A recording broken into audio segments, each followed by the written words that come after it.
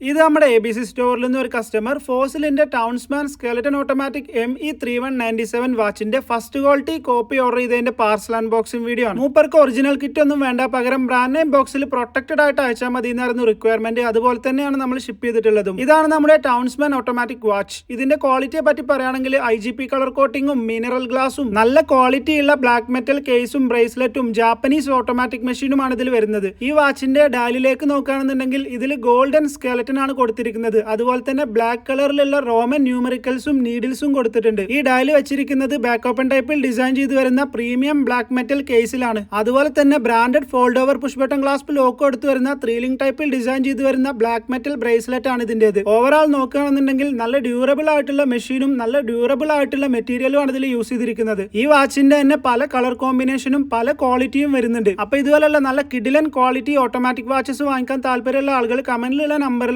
ബയോയിലുള്ള ലിങ്കിലോ വഴി കോൺടാക്ട് ചെയ്യാം.